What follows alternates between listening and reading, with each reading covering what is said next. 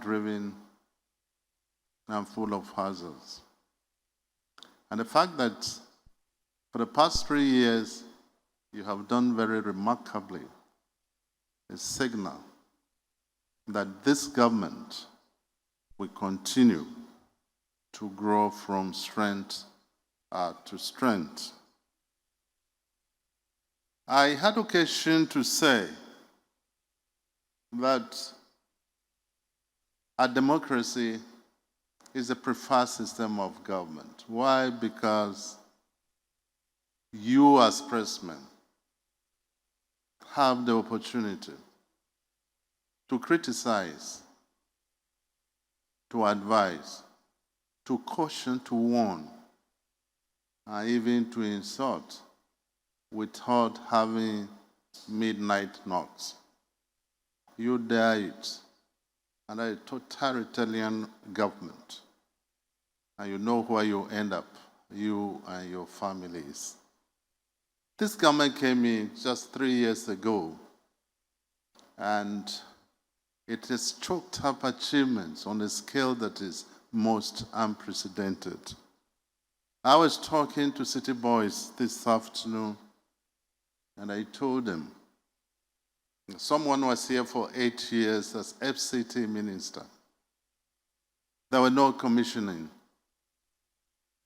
Today we have someone who has been on the scene for 3 years, and there have been commissionings almost on a daily basis. I've decided deliberately to target the Federal Capital Territory, because if I want to go across the regions, I won't leave this place here tonight. The achievements are there for people to see, to feel, to touch. There was a great Nigerian who called me when the contract for Lagos-Calabar Superhighway was awarded. He asked me about the meaning and purpose and value of that project. When I finished explaining to him, when I gave him my adequate answers, he said, okay, we shall see. The same person, after about 5 months, met me, and he confessed that the quality of work is high. I used he said he traveled on it for about 30 kilometers, and he could testify to the quality of work on that road. That's a very senior citizen. The man who never gave this government a chance. And the same thing he asked of Sokoto Badagry. And when I said that, according to the Minister of Education, over 6 countries from Africa have come to understudy the loan scheme program, which is being executed by this government. Nobody will be denied access to higher education simply because he was not born into wealth and privilege. So the list is endless. But I'm happy, Your Excellency, that you have decided, in spite of your crowded schedule, to honor the men of pen. And as they have pleaded or appealed that this become a yearly event, I just want to lend my voice in their support.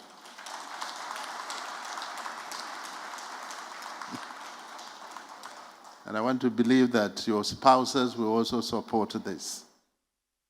So, sir, once again, I want to thank you for purposeful and meaningful leadership. It is 3 years, and it is more than 8 years. And by the time you do 8 years, Nigeria will belong to a class of its own. Frankly, I speak not because I'm part of this government. I speak because I have seen what has happened in the past. And what has happened in the past can never be compared with what has happened today.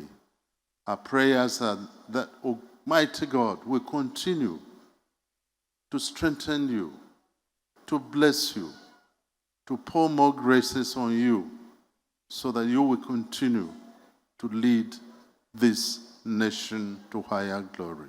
God bless you and the First Lady and all of you. Good night.